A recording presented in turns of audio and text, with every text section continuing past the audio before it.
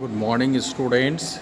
हम लोग अभी मीन चैप्टर पढ़ रहे हैं क्लास 10 एनसीईआरटी का 14.1 एक्सरसाइज। इससे पहले वीडियो में हमने डायरेक्ट मेथड से मीन कैसे फाइंड करें इसके बारे में समझाए थे। हमने बताया था उस वीडियो में, पिछला वीडियो में, जो मीन हम 3 मेथड से जनरली फाइंड कर सकते हैं। डायरेक्ट मेथड से, एज्यूम्ड मीन मेथड से, स्टेप डेविएशन मेथड से। तो आज हम लोग ये बात करेंगे जो आखिर एज्यूम्ड मीन मेथड कहाँ यूज होगा।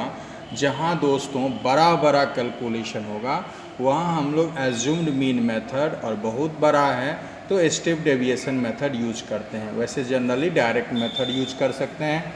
एग्ज़ाम में कोई खास स्पेशल मेथड्स आपको इसी मेथड से बनाना ऐसा नहीं रहता है जनरली, लेकिन समझना तो ज़रूरी है। इसलिए एज्यूम्ड मीन मेथड से ये एक्सरसाइज 14.1 का सेकंड क्वेश्चन जो है हम लोग सॉल्व करेंगे। सेकंड क्वेश्चन में है, consider the following distribution of daily wages of 50 workers of A factory, find the mean daily wages of the workers of the factory by using the appropriate method.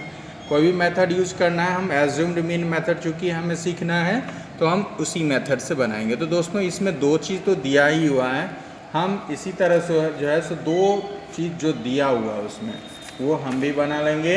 जैसे कि ये column बनाएंगे assumed mean methods में। अब जैसे ये x का column हुआ, एक्स क्या हुआ तो हमने बताया था क्लास मार्क होता है। ये अपर लिमिट और लोअर लिमिट को यहाँ हमने क्लास मार्क नहीं उतारा, उसका कॉलम नहीं बनाया, डायरेक्ट क्लास मार्क का ये कॉलम हमने बनाया। क्लास इंटरवल जो होता है उसका हमने नहीं बनाया है।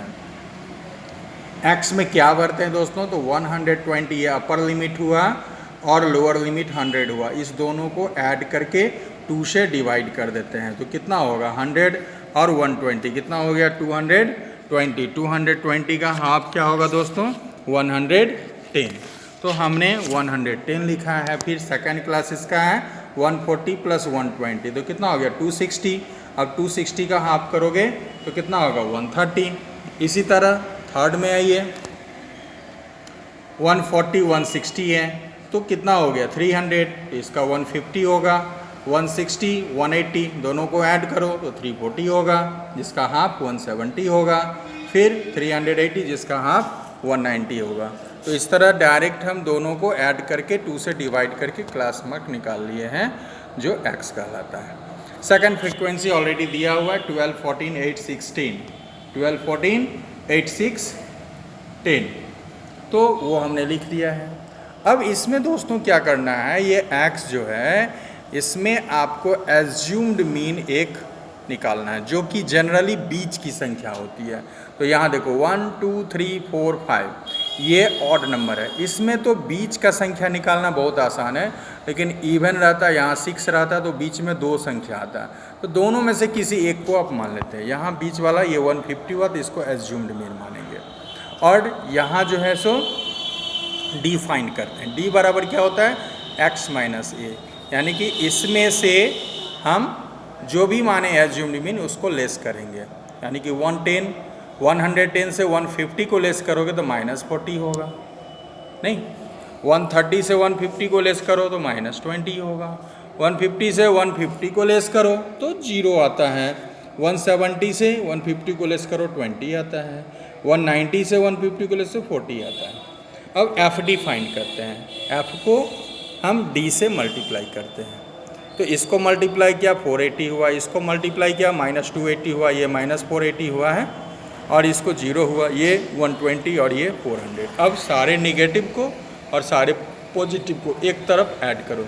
तो मैंने सारा नेगेटिव मतलब -480 और 280 तो ऐड किया तो 760 हो रहा है, और पॉजिटिव को ऐड किया तो 520 हो रहा है। तो 520 को लेस किया तो ग्रेटर डिजिट यानी कि नेगेटिव में ग्रेटर आया है, तो यहाँ क्या होगा 240 में माइनस लगेगा, -240 हमने लिखा।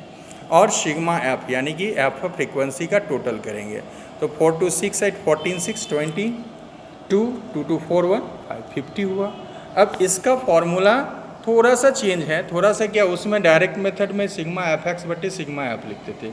यहाँ क्या होगा तो a प्लस ये जो आपने ये चुना है a plus sigma F D बटे सिग्मा एफ, तो ए हमने क्या लिया 150 लिया था, प्लस माइनस 240/5, 0 0 कैंसिल हुआ, 5 से इसको डिवाइड किए तो 4.8 आता है, प्लस माइनस माइनस होता है, लेस किया तो 145.2। तो ये था एज्यूम्ड मीन मेथड। अब एक तीसरा मेथड आता है स्टेप डेविएशन मेथड, थोड़ा सा डिफरेंस है दोस्तों। अब थर्ड क्वेश्चन को देखते हैं।